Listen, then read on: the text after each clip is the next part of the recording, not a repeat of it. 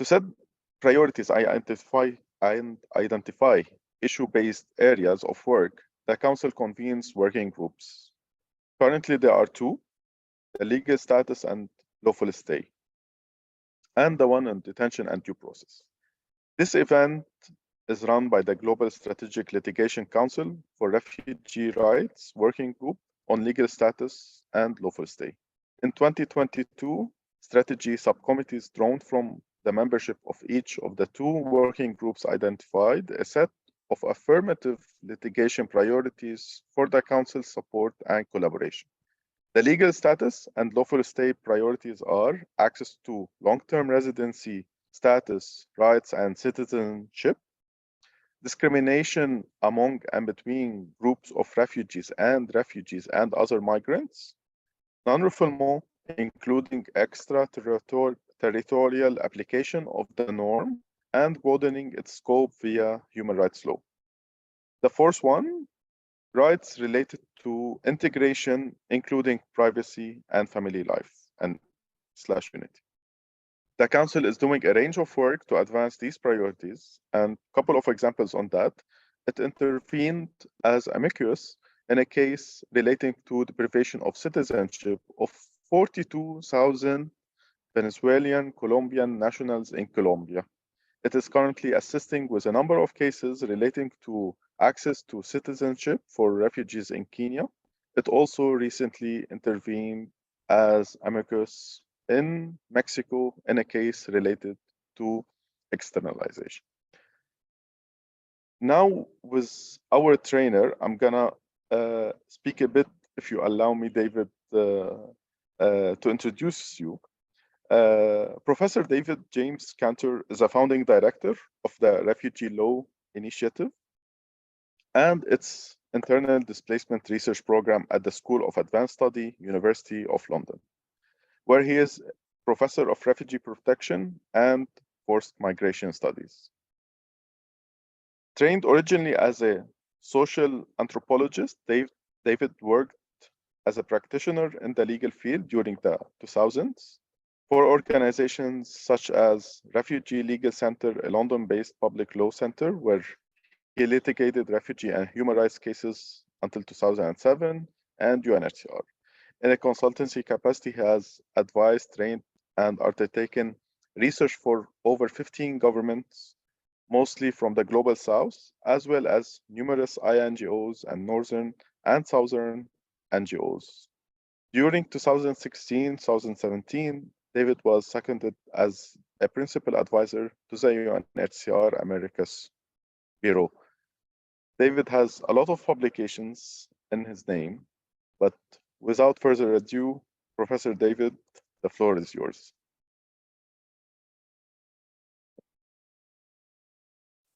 Many thanks indeed, Fadel. Good afternoon, good morning, good evening to everyone. On behalf of the Refugee Law Initiative at the University of London, I'd like to thank you all for the invitation to present and discuss the recent RLI Declaration on Externalization and Asylum. I trust everyone has received a copy of the declaration and background paper. If that's not the case, then I'd be happy to share those links afterwards. Why then are we speaking about externalization and asylum? Well, there are a number of things that I hope that you will get out of this session, as are listed in the learning objectives that you can see on your screens at the moment. But why we're speaking about this practice? Well, over the past 10 years or more, interest amongst lawyers, amongst policymakers and researchers in so-called externalization practices has grown exponentially across the refugee, migration, and human rights fields. In the migration field, for over 100 years, states such as the United States of America have been taking externalization measures intended to take effect outside their own territories as a way to inhibit the arrival of certain kinds of migrants. Nowadays, most countries operate visa regimes that are intended to prevent migrants of certain nationalities from being able to lawfully travel to the territories of those states. These visa regimes, which are a kind of externalization, affect all potential migrants who have the nationality for which a pre-departure visa is required. However, against this long-standing practice, over the past 30 years, what has become ever more common is for states also to begin taking externalized physical interception measures outside their own territories. This is as a means to stop people who are traveling towards them by irregular routes and means. Most commonly, these measures involve pushbacks, and you can see on the slide a little bit what that looks like. This is the physical interdiction and turning back of boats on the high seas, in other words, outside any state's territory. But these things can also involve pushbacks, where you see a cooperating state agreeing to prevent people, migrants, from leaving its territory, or intercepting them at sea and forcibly pulling them back to its own territory as well. These kind of pushback measures or pullback measures are reported in regions as diverse as South Asia with the Rohingya, the Caribbean with Cubans, Haitians and others, the Aegean with Syrians, and the Mediterranean with Africans. There are frequently claims of serious human rights abuses in such processes, either during the pushbacks or on return to the country of departure, especially where the returned migrants end up being detained. Those kinds of measures affect all migrants who are traveling irregularly, including refugees traveling irregularly. But we have recently seen other kinds of externalization that are aimed only at asylum seekers and refugees. Rather than externalizing border control functions, in these cases, specific aspects of the asylum system of the destination country are instead externalized. Most often, these practices involve sending the asylum seeker to another country that agrees to take responsibility for processing the asylum claim. Sometimes that country may also agree to provide asylum to anyone found to be a refugee or to be in need of international protection on other grounds. These very high-profile schemes, as you can imagine, are often intensely controversial. They include the notorious offshoring of asylum responsibilities by Australia to Pacific islands such as Nauru and Papua New Guinea. The current plan by the UK to send asylum seekers to Rwanda is another example. However, the new United States plan to set up regional processing centers in places like Colombia, Guatemala, and elsewhere in the Americas may represent perhaps a more benign form of asylum externalization. We're waiting to see, depending on the details of the scheme as they're released. Most commonly, these outsourcing measures are targeted only or mainly towards asylum seekers who have arrived or travelled irregularly. This emphasises a common empirical thread. Both kinds of externalisation measures, those aimed generally at migrants and those aimed specifically at refugees, are usually directed at those who are travelling irregularly. In short, it's clear that externalisation is having a significant impact in the asylum field today, with an expanding range of laws, policies and practices externalising elements of the migration and asylum functions of states. With this situation in mind, the first Refugee Law Initiative Declaration on International Protection, which was adopted last year, addresses the theme of externalisation and asylum.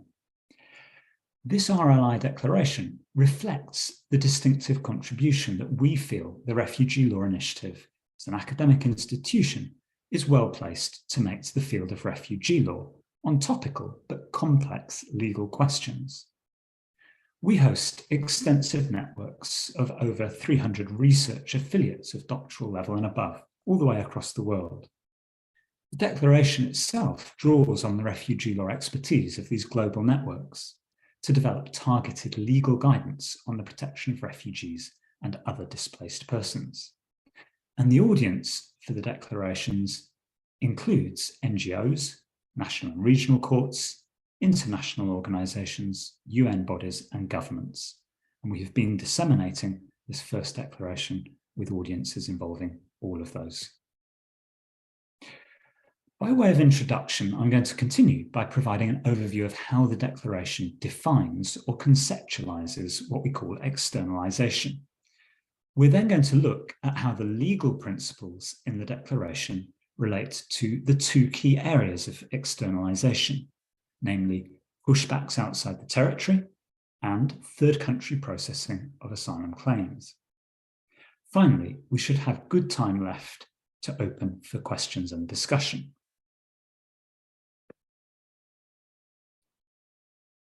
As lawyers, you will be aware that there is no legal definition of externalisation as such.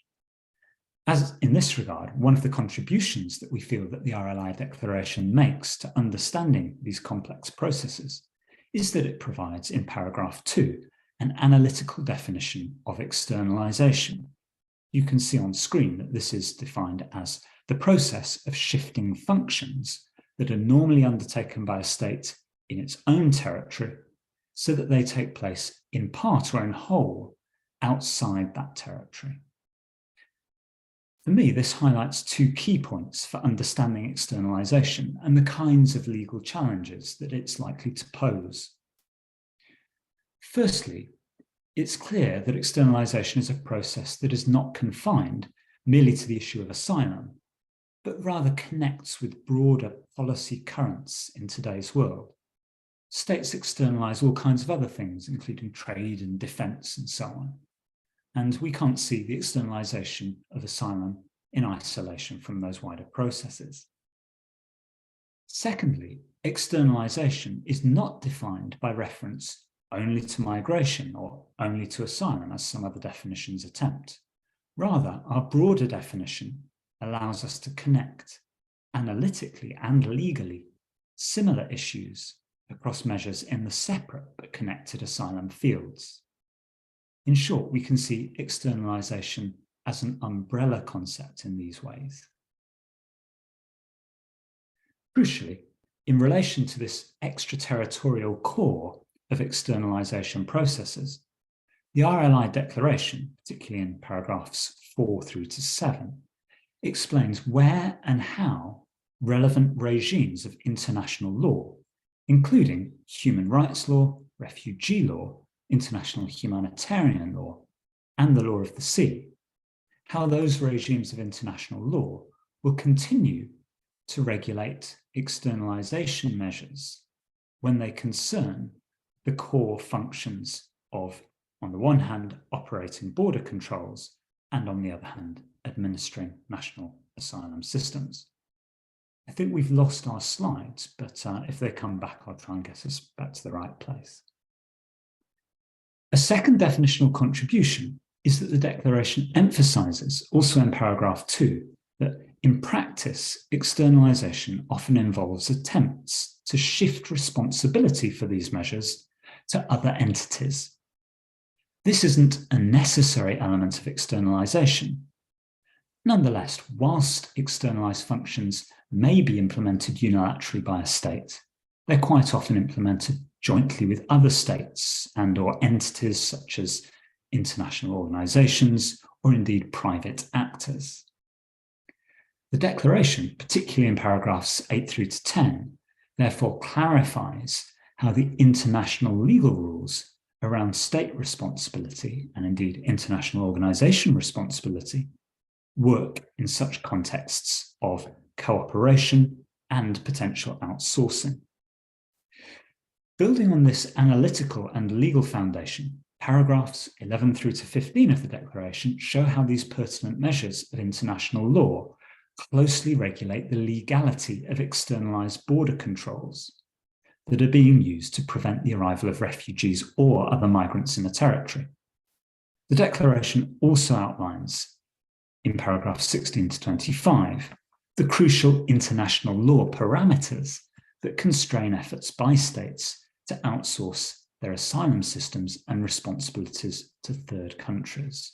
And we're going to turn to look at each of those two themes now in a little bit more detail. So we start with thinking about the legality of pushbacks or the externalization of migration control functions. So, as we saw earlier, states increasingly use various kinds of externalized forms of border controls to prevent access by non-nationals to their territory. But to what extent does international law constrain those states when they take action outside their own territory? For instance, in the territory of another state or on the high seas. The general rule, as the background study shows and as the RLI declaration affirms, is that any action that would be lawful if it were carried out within the territory of a state is going to stay unlawful if it's implemented outside that state's territory in relation to a person or location over which that state exercises effective control. So effective control over a location or a person is the basic jurisdictional principle which underpins that rule. Indeed, the rule is based on broader principles of jurisdiction, particularly in refugee and human rights law. So, for example, a state that engages in pushbacks at its borders by summarily forcing back arrivals without adequately assessing claims for international protection is likely to violate refugee and human rights law, where these actions, these pushbacks, are carried out within its own territory or at the border. The general rule shows that such actions will be equally unlawful if they're committed outside its own territory by that state or its agents, so long as they have effective control over the person or the location, which could be a boat, from which pushbacks are taking place. Pushbacks, of course, raise very serious concerns about compatibility in relation to a range of rules. They're likely to breach the prohibition in international law on collective expulsions, and they may well result in refoulement contrary to international refugee law and human rights standards. By denying access to territory, pushbacks can also infringe the right to leave a country and the right to seek asylum. But there are still wider fundamental human rights that are often directly at risk during pushbacks. These extend to freedom from torture and human and degrading treatment, the right to an effective remedy, the right to life, and freedom from enforced disappearance. Pushbacks at sea present additional concerns about legality under the law of the sea, especially about search and rescue obligations. In other words, the obligation to disembark those rescued in a place of safety. Of course, though, some forms of externalized border control measures do not involve physical control over a person or place by a state. We're thinking here of such measures as visa regimes or carrier sanctions. Instead, the state operates these kinds of externalized controls at a distance, often from its own territory. However, many of those measures are externalized precisely because they seek to have effects outside the state's own territory, even if they aren't enacted outside the territory. In this context, those effects may perhaps be unlawful if the decision by the state forms part of a chain of conduct that directly exposes an individual to a breach of their protected human rights. And this is the case even if this breach takes place in a territory over which the externalizing state exerts no effective control. I say may because this doctrine is developing. It's accepted by some treaty bodies and it's implicit in the decisions of others. Finally, cooperation with private actors, international organizations or other states is often used to blur the lines of allocation of international responsibility for these actions.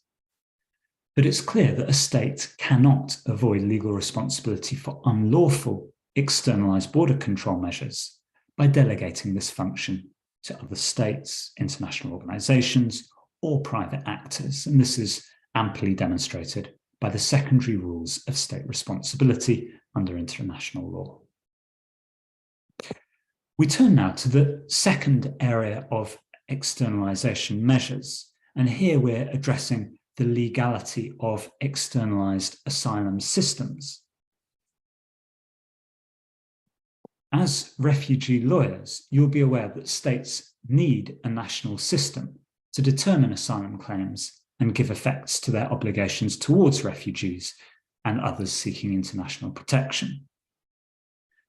Some states therefore seek to externalize key elements of this system to third countries, whether they are externalizing just the processing of asylum claims or also the granting of asylum itself. These sorts of practices come under a range of names, and some of the more familiar ones are third country processing, offshoring, and so on.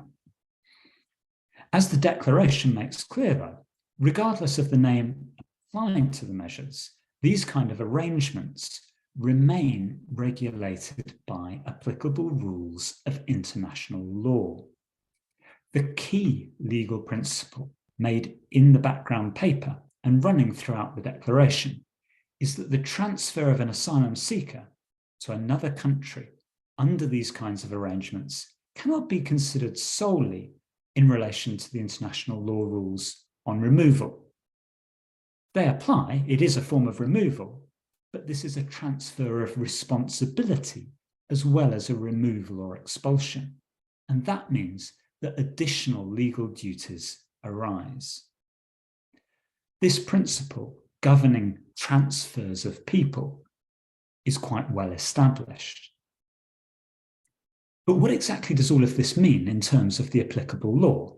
Well, firstly, where one country enters into an agreement of this kind with another country, then that third country processing agreement must include certain formal features if it is to be compatible with international legal standards. It must take a form suitable for protecting the rights of asylum seekers who are being transferred. Ideally, then, such agreements should take a form binding under international law. This is to ensure that each party to the agreement, the transferring state and the receiving state, is formally bound by the terms, which, of course, cannot be drafted in a way that is incompatible with existing international law obligations. Ideally, the agreement should also be published and open to scrutiny through normal political and democratic processes. Secondly, in terms of the content of such agreements, they must spell out the applicable substantive and procedural safeguards. They must make provision for an effective supervision mechanism to ensure that the legal rights of transferred asylum seekers are respected during their implementation, and to be able to correct the situation if they're not. But what are the substantive and procedural safeguards that such agreements must ensure? Well, thirdly, on the substance, they must make provision for a pre-transfer procedure to undertake an individual assessment of the legality of any individual transfer to a third country. As a matter of international law, this must include consideration of A, the risk of refoulement, B, the existence of any other legal basis preventing removal, and C, any risk that the reception conditions would breach human rights or refugee law standards applicable in the transferring state. The process should, not must, also consider other practical factors to evaluate whether the transfer is reasonable in the circumstances, such as any risk that the asylum seeker will not be admitted to the receiving country. Fourthly, the procedures for this pre-transfer evaluation in the transferring state and for asylum determination in the receiving state must be in line with international standards on fairness. But which standards apply here? Those that apply in the transferring state or those that apply in the receiving state? Well, Where the transferring state operates the asylum facilities in the third country, then it is subject to the same substantive and procedural obligations that would apply if this were being done on its own territory. This is the case even where it operates those facilities at arm's length, so long as a basis for jurisdiction continues to exist, i.e. on the basis of effective control, or probably even on the doctrine of the chain of action that we mentioned earlier. However, where the transferring state retains no jurisdictional link of this kind, it's likely still to retain a duty to ensure that basic international law guarantees applicable to asylum seekers in its own territory are still respected in law and in practice by the receiving state for any asylum seekers that it transfers there. For example, if a transferring state were party to the Refugee Convention, it would have a duty to ensure that those standards would be respected in full by the receiving state, at least in relation to transferred asylum seekers, even if that state were not itself a party to the Convention. In parallel, of course, the receiving state continues to be subject to its own refugee and human rights obligations under international law. Fifthly, and finally, there are strong indications in refugee law that a state can only externalize elements of its asylum system to the extent that this is done in compliance with their own legal obligations and for good faith reasons. The purpose of the transfers thus matters. Moreover, as I have argued elsewhere, such transfers cannot invert the general principle that a state must determine claims for asylum presented to it. Equally, some connection with the receiving state is usually seen as a precondition for lawful transfers on an individual basis. Finally, it's worth highlighting that the Declaration draws attention to the vital need to ensure appropriate accountability mechanisms exist in a global context where externalized asylum measures are becoming, unfortunately, ever more frequent.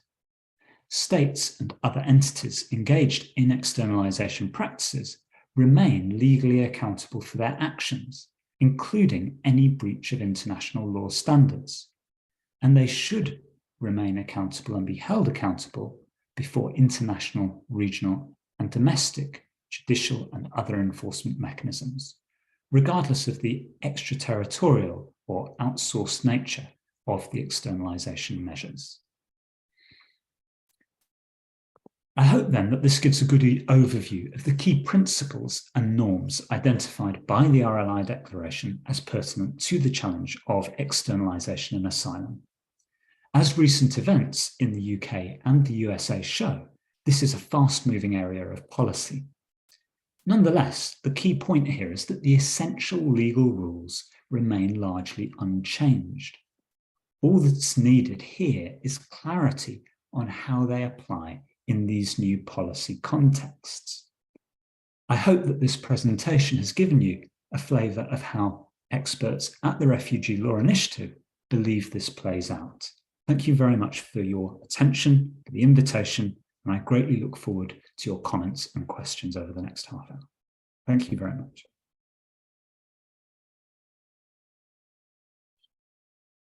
Thank you. Thanks a lot, David.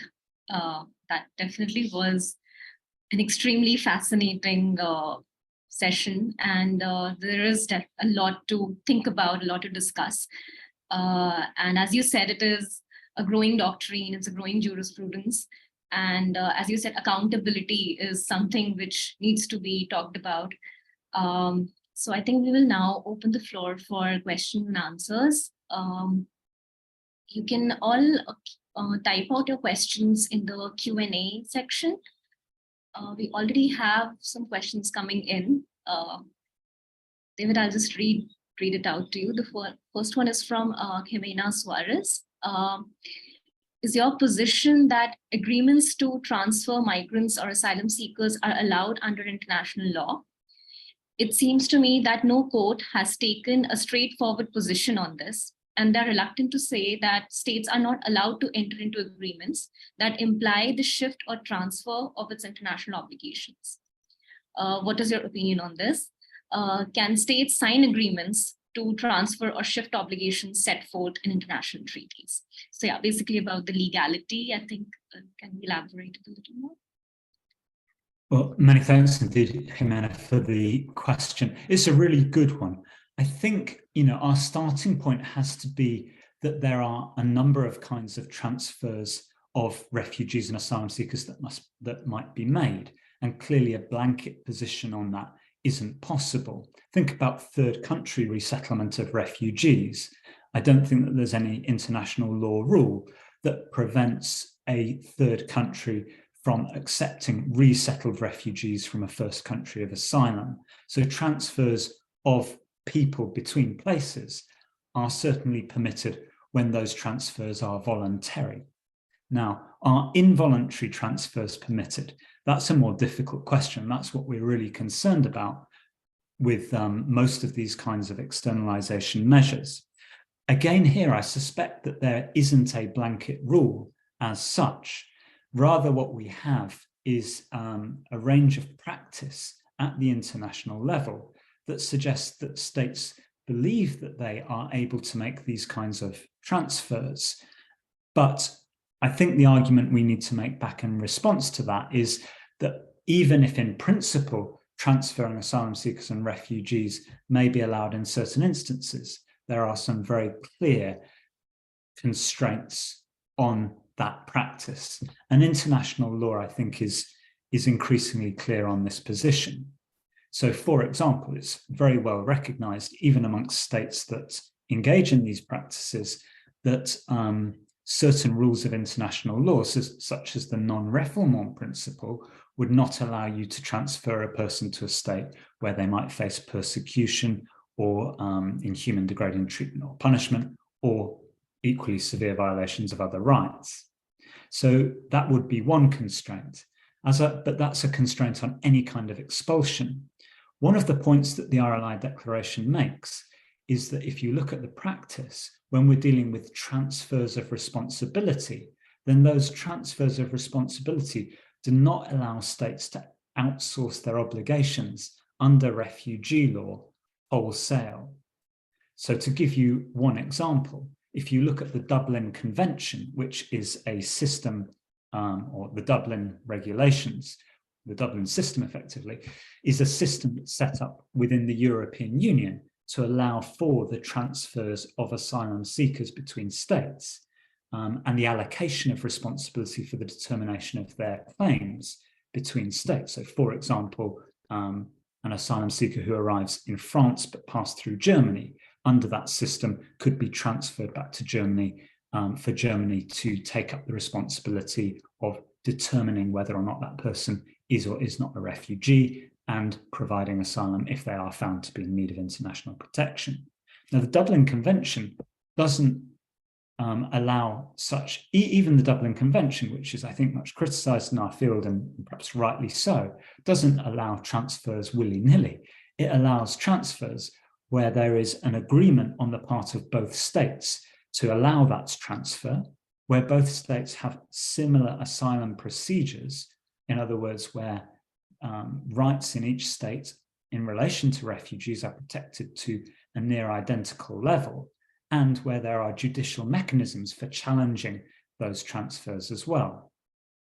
Another example would be in relation to the Rwanda scheme. I think the idea that a state can divest itself of all its obligations under the convention to determine refugee status is quite simply not correct.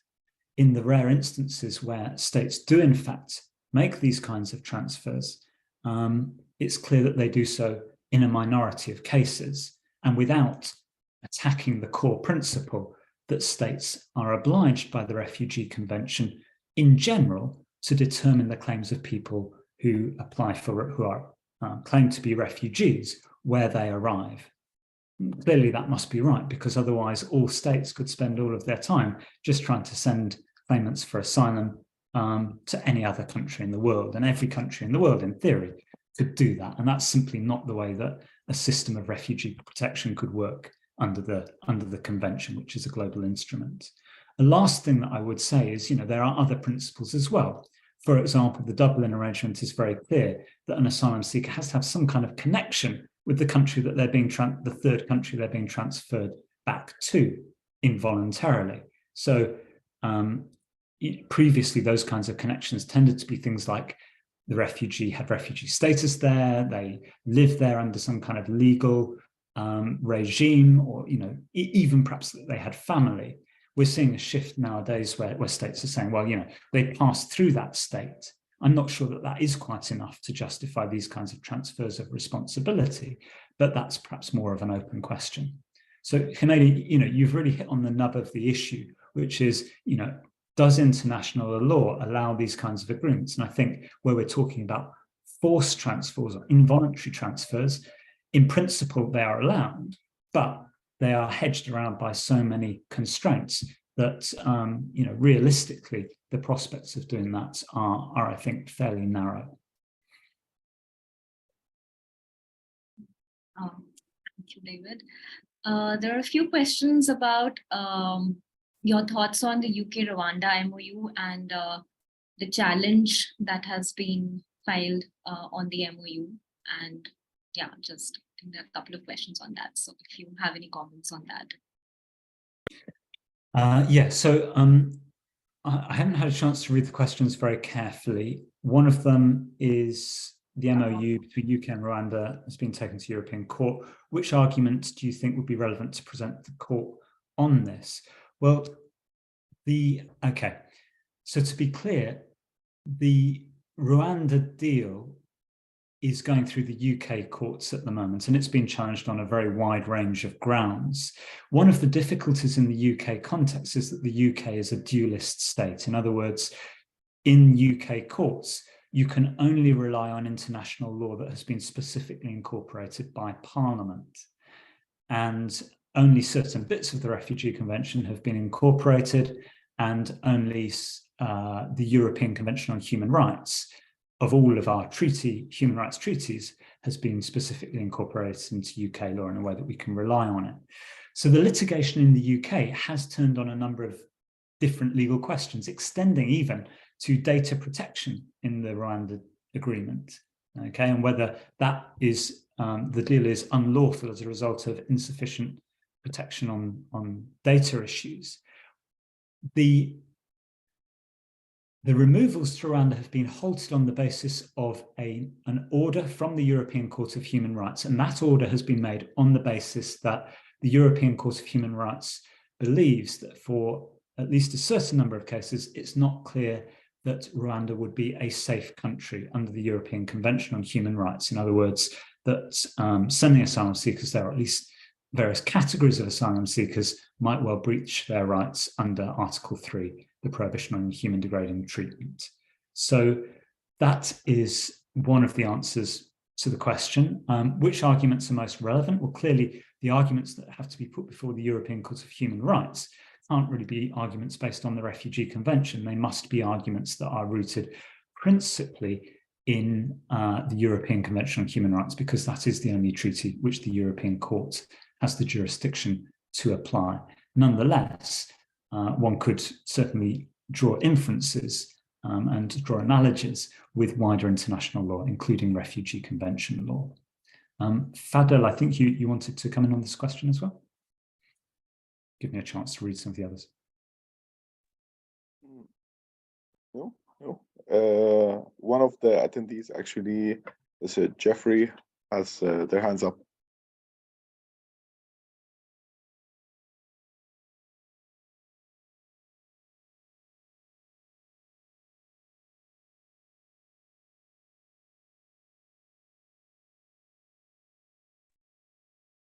Hello, Jeffrey. Yeah, we can hear you.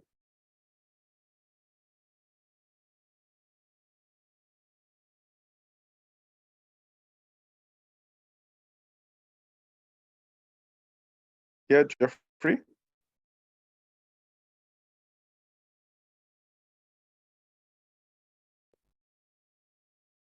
We cannot hear you. Shall I keep going through the questions? And if Jeffrey's able to get his mic working later, perhaps you could bring him in later, Fado. Is that fair enough? Okay, I'll take that as read. There's another question. Am I pro or anti the UK-Rwanda MOU? I've written a lot about it. Yeah, there are a couple of more questions. I can read them out to you. Vaikwa has asked, as a foundational principle, I do not understand how externalization context of transfer similar to Rwanda and UK can be legal under international law and not directly or constructively violative of the principle of non-refoulement. In this regard, isn't there a significant legal distinction between third country agreements, where at least the asylum seeker has been passed through a third country, and externalization agreements similar to UK Rwanda, where the asylum seeker has no contact with the receiving state?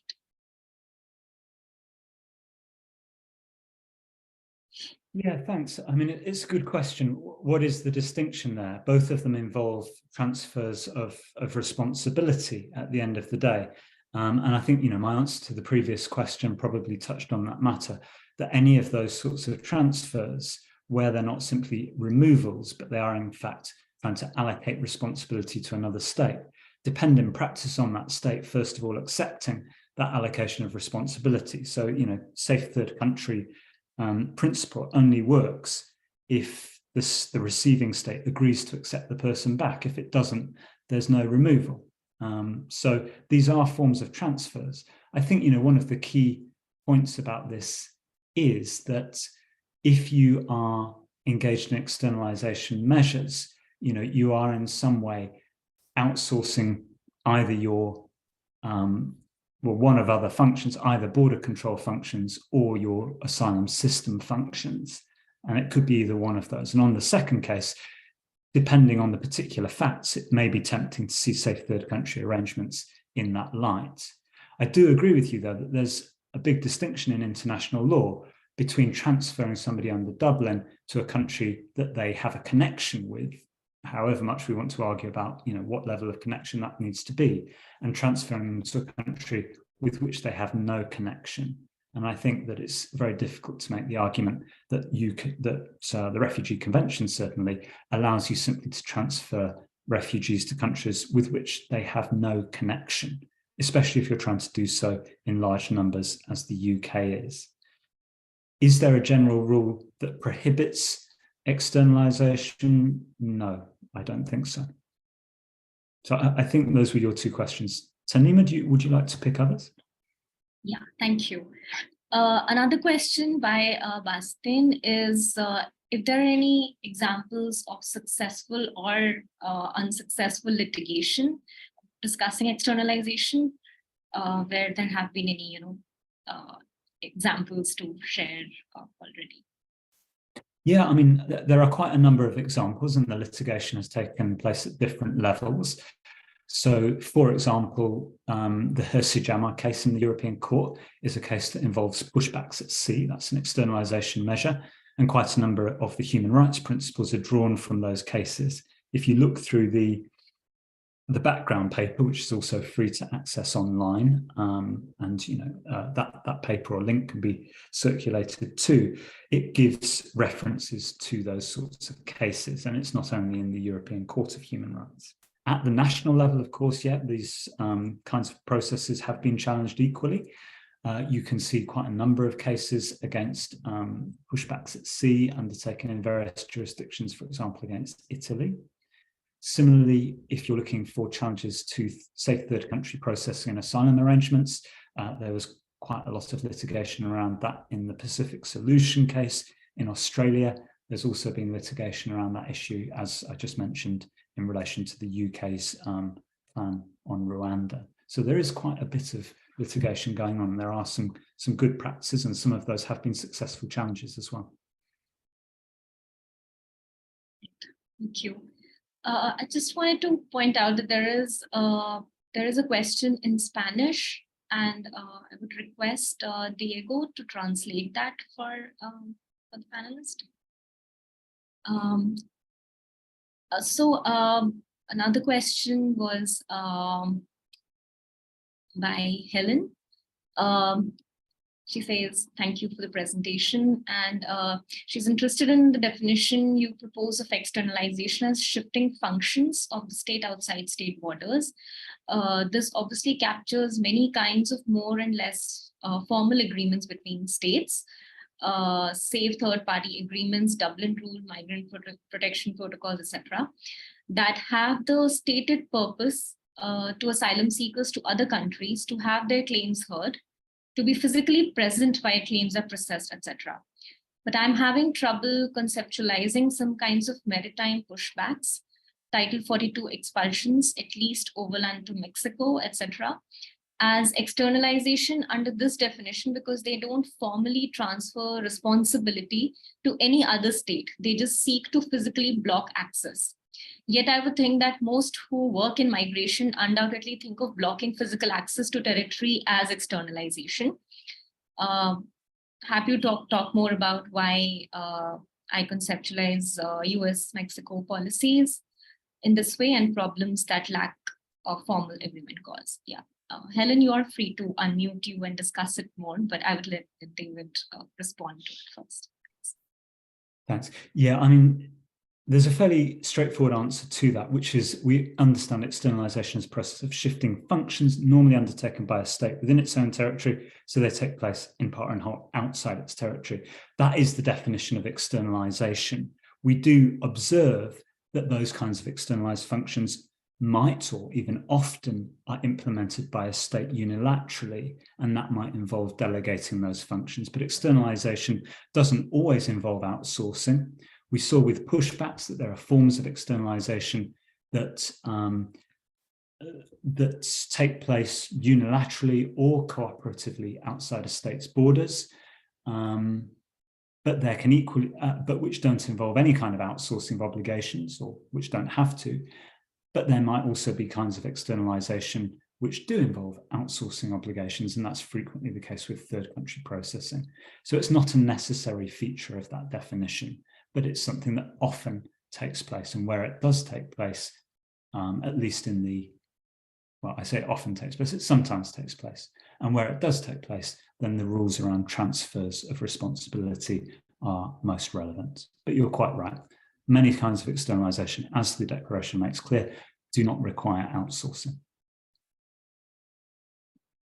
Right. Yeah, the concept of unilateral externalization is definitely, and sorry, David, this is from me.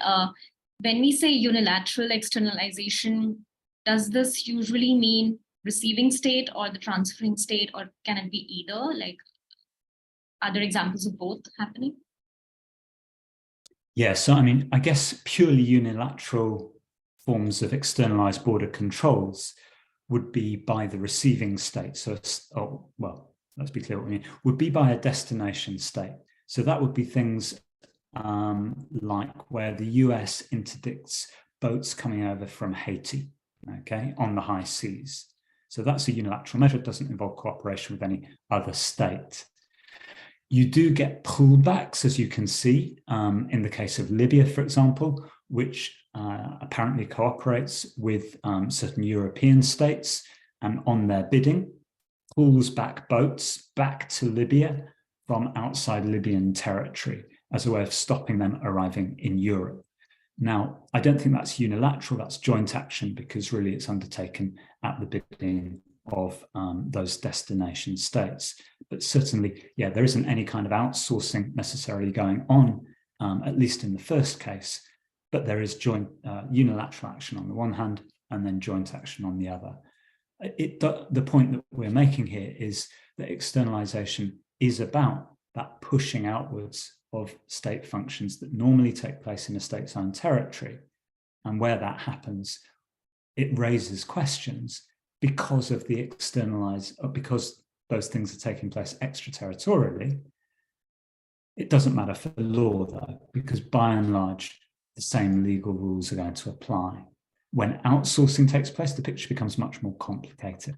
And that's where we have these rules about transfers.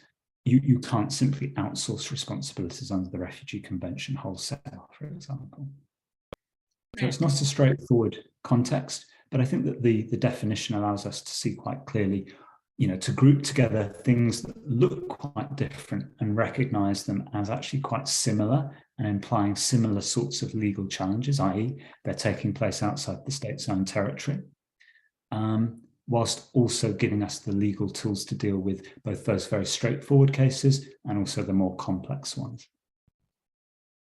Thank you. Thanks. Okay, so we have another question from Preston, and question is, as the Hong Kong court could refer to case proceedings from other common law jurisdictions, such as UK and Australia, I'm equally concerned about more long-standing externalization practices in Australia, where, to my superficial understanding, the legality of offshore processing is now shielded from further court challenges by legislative reforms and judicial decisions. What were the key principles or arguments that affirm the validity of offshore processing in Australia that could be run elsewhere as well? Yeah, really, really good question. Thanks for that, Preston. I guess there's a couple of things to point out here. The first of those is to emphasize that the judgments of the Australian courts are not necessarily ones which are particularly well-founded. Okay, so there are some aspects of those judgments which one might want to rely on and other aspects not so much. There are some helpful aspects of the judgments, and you can find those referenced in the background paper as they relate to the externalization scheme that Australia operated, the third country processing scheme. Having said that, in essence, the way that the Australian courts looked at the situation was quite particular. Firstly, Australia obviously hasn't incorporated much in the way of international human rights law. And secondly, isn't really subject to international tribunals, courts, decision-making bodies, like the European Court of Human Rights, where those kind of arguments can be tested at a higher level. So it has some particularities. But my understanding of those Australian judgments is that by and large, the way that they justify, well, actually they struck down one of the schemes, but the way that they justify the process in general is by treating the Refugee Convention as if the only thing that would prevent these schemes is the non-refoulement principle. So really what they're interested in effectively is saying, will these transfers breach, the most fundamental rules of the Refugee Convention, rather than looking more broadly at what these kinds of arrangements mean about good faith interpretation of the Refugee Convention and the obligations that it imposes on state parties. So yeah, I think there's a couple of things just to take note of there. Australia is one of the key models. I mean, the UK expressly bases the Rwanda scheme on the Australian idea, and you'll frequently hear politicians who are in favour of the Rwanda scheme saying, Australia solved the problem.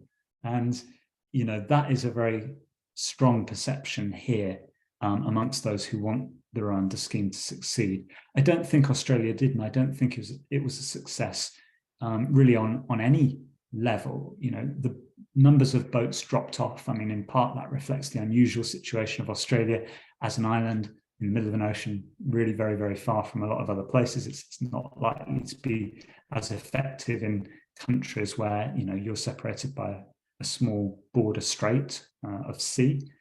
And the other thing, it's very clear that the conditions that Australia ultimately supervised were very poor, and they breached human rights on a number of levels.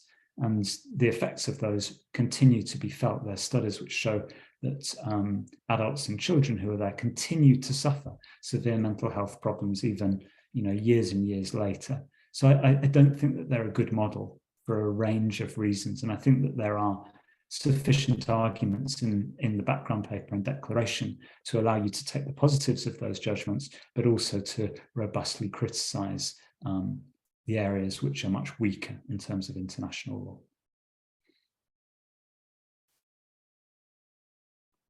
Right, thank you. We have Lorena's question translated for us. So the question is that Mexico is not formally a safe third country for the US, but in fact, they do expel asylum seekers to Mexico first by MPP, then by Title 42, and soon by Title 8. All this is without making a formal agreement, a problem that limits us in litigation because we really have nothing official to litigate against. Do you know of any similar case elsewhere in the world? Is there a case we can consult? Thanks for an interesting discussion. That's an interesting question. So the question is there a case where there's a practice, but there's not something that you can litigate against, not a formal policy? Let me just read your question again. It's in the chat box, it's translated version. That's fine. I'll read the Spanish now. I mean, look, clearly in individual cases, you're able to run the same sorts of argument that you would against a policy, right? I mean, that's always, in fact, one is usually going to challenge, I don't know in the US if there's a way of doing it differently. Certainly in the UK, which is also a common law jurisdiction, we would challenge any kind of policy through individual cases and, the unfairness that might arise there. The Title 42 legislation, I mean, that's not really externalization. It's a different kind of measure. It's a closure of the border. And there are other kinds of questions that arise in relation to whether states are permitted to close the border or to refuse to refugees and the circumstances under which they can do so. Why don't you drop me an email and I will have a think about this and see if there's other sources that I can find which would be more useful. I don't, some of the US-Mexico stuff, I think you're right, there's a degree of externalization there where Mexico is agreeing to undertake, border control functions for the US in southern Mexico, or even, to host people who arrive at the northern part of Mexico. But it's not necessarily a straightforward situation. But yeah, how you litigate that, it's probably a domestic law question. Send me an email though, and I will have a think about that. It's a good one. Right. Yeah, if you're okay, we can share your email address. Yeah, of course, yeah. Okay, and the question is by Paula. What do you think about the risks that are that the opening of the regional centers for processing of US migrants in Colombia, Panama, and other countries will take to prevent the entry of Venezuelan, Cuban, Haitian, and other continents migrants? Yeah, I mean, look, I think there's been quite a lot of comment on the risks that they might involve, and they're I suppose the fairly standard ones. One is conditions in those centres and in those countries. Two is the process itself and the robustness of the process. Three is a question about what does this mean for people who don't go through those centres, perhaps for good reason, but nonetheless arrive at the border of the US. What does that mean for their asylum claims? And in each of those instances, there are going to be questions about, well, what do international legal standards, as well as, of course, US domestic standards, have to say about those sorts of questions? I think the US proposal is in some ways interesting. I mean, if it were to be a proposal saying that, we're going to open a whole raft of routes by which people can legally and safely from outside the US have their asylum claims rapidly determined, be processed and enter the US, to enjoy refugee status there, that's clearly a positive element.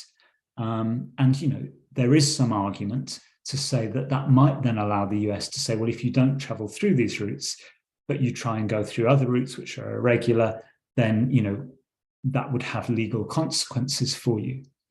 On the one hand, that's quite a difficult argument to make because the Refugee Convention itself doesn't really support that kind of distinction. And certainly, Article 31 about non-penalization doesn't really bite here, doesn't give states grounds in which to say, we're not going to treat you as a refugee because of unlawful entry. It's about a totally different range of issues about penalization in other ways. Having said that, there is a judgment in the European Court of Human Rights, NDNT versus Spain, which on a human rights basis says, well, you know what, in Melilla, which is a Spanish enclave in North Africa, Spain didn't breach the human rights of migrants who entered irregularly and were expelled fairly quickly because they chose to enter irregularly when there are a range of safe and legal routes that they could have used. Now, that judgment has, of course, attracted controversy, but I think it's one of those efforts, as is the US, to try and balance this, addressing irregular migration, and on the other hand, recognizing international obligations in relation to asylum and to refugees more generally. So yeah, not an easy question, but I think let's wait and see about how the US process plays out. I think a lot of the devil, if you like, is going to be in the detail, and how it's set up specifically will be crucial to whether or not it is compliant with international law, and in fact whether it is a positive step in terms of protection or not. Right, thank you. Dorothy has asked a very interesting question. Are there any positive components of externalization in your opinion? Yeah, I mean, it's a really good question. So, I mean, you could see third country resettlement as a kind of externalization on our definition, I suppose. I mean, it's not something that is negative. It's, allowing one state to externalize its asylum obligations by a third state resettling refugees who are at particular risk. So, I think there may be forms of externalization in the asylum space which are not entirely negative. There probably is some kind of argument for, if a refugee previously, had refugee status in a country next door, but then traveled irregularly to the next door country without good reason, why shouldn't they be transferred back there? These sorts of things. There might be some arguments around that. But I think, externalization is one of those trends that in the asylum field, at least, does raise a range of questions about the risks that it brings, one, to individual refugees and asylum seekers, and two, to the system of refugee protection that exists globally as a whole. There are other kinds of externalization, as I mentioned, in relation to things like trade and defense, and they may very well have positive elements, particularly from the national state point of view. I suppose on that note, it depends on your politics. If you talk to members of the Conservative Party who are in the government at the moment and pushing the Rwanda scheme, they'll say, it's a very, very positive thing that we're able to send asylum seekers to Rwanda. So in part, it's a question, what's positive and not is a question of politics. The lawfulness, I think, is going to be a real challenge where externalization involves unlawful, what's the right word? Not unlawful, involves forcible pushbacks, where it involves forcible transfers and so on. Right. Annette also has a question related to this as to how are these countries rationalizing these externalization policies? Like what's informing these policies in the first place? How are they, justifying it to begin with? We're talking here about the countries which are trying to externalize their obligations, or those who are receiving people? The countries who are externalizing their functions. Yeah, I mean, also, what would be the incentive for the, the outsourced, the receiving country as well? Yeah, fair enough. Okay, so look, it's pretty clear that those countries that are externalizing elements of their asylum system, the reason they say that they are doing it is to prevent irregular migration or irregular entry. That's as simple as that. For those countries which are participating in these kinds of schemes, in other words, whether they are pulling back asylum boats in the Mediterranean, or whether they are, like Rwanda, receiving asylum seekers from another country who they agree to process and or give asylum to if they're found to be in need. Well, the incentives for that are by and large political and financial. And there's a very interesting paper that was written by Gerasimos Sirapoulos about the commercialization of asylum in these sorts of schemes. In other words, these countries see a tangible financial benefits to cooperating with countries like the UK. The UK in the Rwanda scheme has already paid over, before the scheme's even started, I think it's 150 million pounds. So you're talking about, more than 150 million US dollars. And Rwanda will never be able to process more than a couple of hundred, perhaps a couple of thousand people per year, and never mind integrate them. And for each of those people, the costs of transferring them, the costs of accommodating them, etc., are borne on top of that by the UK. So Rwanda has just received an injection of money, and that's, I think, being cynically, the primary reason for doing that. The same might be said for some of those Pacific countries. Also, politically, are they in a position to resist their hegemonic neighbour, Australia? Not very easy to say no to that, although some of them did. So political and financial, I would say, on that side. Thank you for that. I think we have time for a couple of more questions. So there is a question by Daniela. Why is Title 42 not externalization? This goes back to our previous question where you mentioned so. If it intends to transfer its obligation of asylum analysis to third countries such as Colombia and Guatemala, and even to organizations like UNHCR. Yeah, so the setting up of reception centres is not Title 42 as far as I understand. Title 42 is a health measure that allowed the Trump administration to close the border on the basis of the COVID pandemic, and then that was maintained until recently by the Biden administration. And the Biden administration, as soon as Title 42 lapsed, set up these regional processing centres, which are a kind of externalisation. But Title 42 is simply a closing of the border. Got it. Yes. Thank you. So Anthony says that the US proposal of asylum reception centers throughout Latin America also posits Spain as a receiving country for individuals declared to be refugees at those centers. But the process to be applied in these centers has so far been shrouded in secrecy. Believing in mind Spain's involvement, are these provisions under European human rights law that would require disclosure of the process to be implemented for adjudicating refugee status at the centers? Gosh, I really don't know. Sorry about that. My guess is that Spain is involved, or my understanding is that Spain is involved effectively as a country of kind of destination, so that claims which are adjudicated in those centres, some of them would go to the US, I believe, some would go to Canada, some would go to Spain, possibly there's another country involved as well. Spain would presume, I don't know the details of the agreement, but Spain presumably would maintain its discretion in taking cases, because effectively it's pretty much like a situation of third country resettlement. So without seeing the details of the scheme, it's very difficult to have a sense of, firstly, what exactly Spain's agreeing to, and secondly, therefore, whether European human rights law would bite on that issue and how. I suspect not, but I might be wrong there.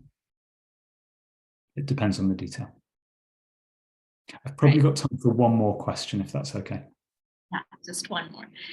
That's by LeBlanc Preto. I would like to know your opinion about the reality of refugee application processes of the population coming from Venezuela and Latin America, where there is no due process and no guarantees to the applicants for refugee status in Colombia and Latin America, and about the risks of criminalization of mobility, where they open administrative migratory procedures of expulsion and deportation to their country of origin, in the case of Venezuela. Right. I'm not sure this has a strong externalization angle, unless perhaps I've missed it. I mean, clearly most Latin American countries have their own RSD processes, and they usually have a very particular setup to them. And I suspect, LeBlanc, if you're working there, you know a great deal more about that than I do. There is a paper that I wrote recently, I'll be happy to share. It's cited in the background paper here from about 7 years ago about how international human rights law regulates refugee status determination processes, and that might be useful on that point. If your question, though, is asking about, how will the US's regional processing centers function in those countries, my guess is, if they are primarily established by the US, then are they not operating under US procedures? I don't know. One would have to see the detail to understand the kinds of procedures under which they're operating. Thank you so much. Unfortunately, we do not have time to take more questions, but thank you so much, David, for this very interesting, very fascinating, thought-provoking conversation and answering all these questions. Just to sum it up, we went through the concept of externalization being expanded to the functions of asylum and refugees, and how that is inhibiting the access of certain refugees and asylum seekers to certain countries, and the range of the rights that are being violated as a result of that. And it definitely opens a plethora of questions on applicability of international law to these instances of externalization of asylum functions, and how there are so many ongoing litigations. So in the coming years, there would be some more concrete jurisdiction on this issue, and this declaration on externalization will get more and more traction and attention. Hopefully to shed more light on how this concept of externalization is being used to, not to shed off accountability at the moment. And yeah, the whole concept of accountability is something which is yet to be seen how it, goes further. So definitely a lot to think about, a lot to read up on. Thanks so much, David. I would now pass it on to my colleague, co-chair Annette, for closing remarks. Over to you, Annette. Yeah, thanks, Tanima. Sorry, it's getting a bit late on my side, but I'm really happy to be here today. I'm Annette from Kituo cha Sheria. Just to close, I really appreciate everyone for this very vibrant conversation and for having asked quite a number of questions. We also appreciate Professor David for taking his time to share his insights around this issue of externalization, and to the Global Strategic Litigation Council as well for setting up this meeting, but also more importantly to the working group on legal status and lawful stay that we co-chair, the three of us co-chair, for particularly presenting this webinar today. I think as we close, just to reiterate that the council was founded for the main purpose of empowering civil society as well as academia to advance the rights of refugees and migrants through coordinated strategic litigation and also legal advocacy. And so far we have quite a number of members. We have over 275 lawyers, refugee leaders, advocates, organizations, as well as academics from every region of the world that are also represented here today. And we mainly work to help members share knowledge, identify priorities, and execute litigation, as well as legal advocacy strategies. So we will also be starting to host capacity building trainings as this, so please look out for communication on that. The next training will be on the Inter-American Commission of Human Rights that we hope to hold in the month of June. And the Council Secretariat will soon send out information in due course. As said before, we would love for you to join the Council if you haven't done so already. Isabella has already posted the link through which you could join the Council. Being a member of the Council also allows you to join our working groups. And we have already posted actually the council's website and also the sign up form in the chat box. So please do feel free to click on the link and join the council, join the working groups, and we do hope that we'll continue to advance the rights of refugees and asylum seekers through this particular space. So without much further ado, I wish you all a good evening, good afternoon, good morning, depending on where you're from, and looking forward to seeing you in the next conversation. Bye, everyone.